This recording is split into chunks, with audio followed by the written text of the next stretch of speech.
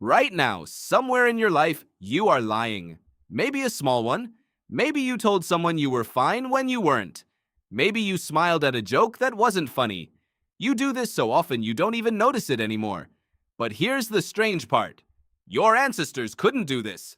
Not because they were too honest, because their brains weren't built for it yet. And the moment that changed everything is far stranger than you think. Think about your last conversation. Somewhere in it, you probably softened the truth. You probably hid what you really felt. This is so normal to you that it feels invisible. But 2 million years ago, none of this existed. Early hominins lived in small groups where every face showed exactly what was happening inside. If you were angry, your face was angry. If you were scared, everyone knew. There was no gap between what you felt and what you showed. Imagine living like that. Every secret gone the moment it formed.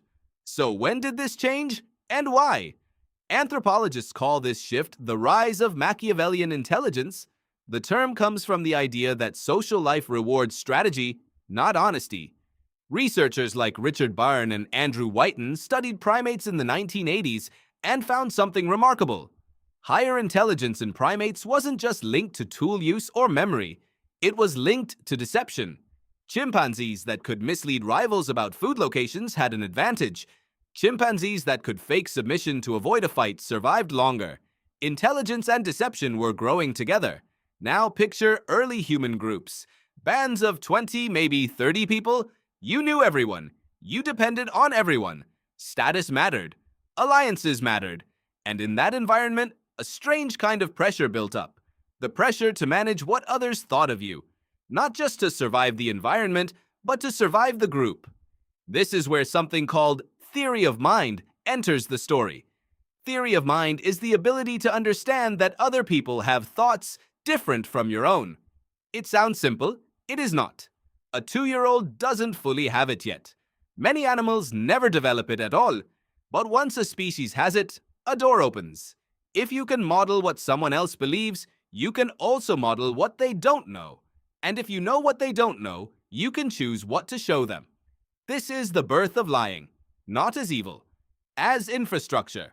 Researchers studying child development, like Michael Tomasello, have shown that human children develop deception remarkably early, often before age 4. A toddler who hides a stolen cookie behind their back isn't just being naughty. They're demonstrating a cognitive leap that took our species millions of years to evolve. They understand that what they know and what their parent knows can be different. And once that gap exists, it can be exploited. But here's the twist most people miss. Lying wasn't the dangerous part. Being caught was. In small ancestral groups, reputation was survival. If you were discovered manipulating others, the punishment wasn't a fine or an apology. It was exile. And exile on the open savanna often meant death. So as deception evolved, something else had to evolve alongside it. Detection. This created what scientists sometimes call an evolutionary arms race.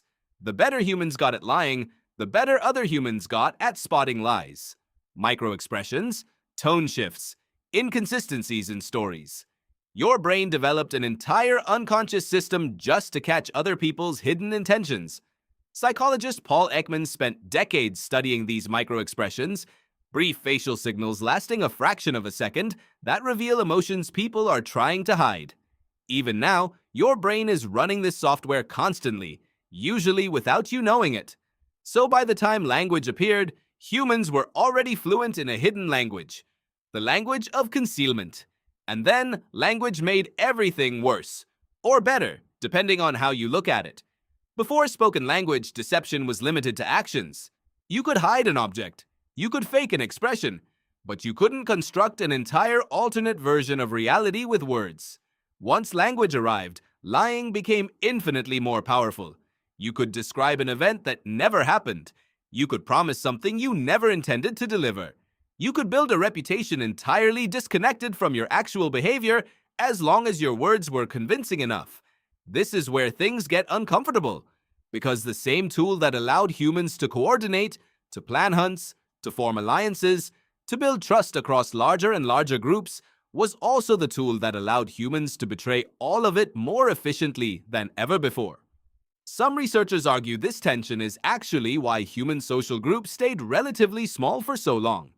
Trust requires verification, and verification doesn't scale easily.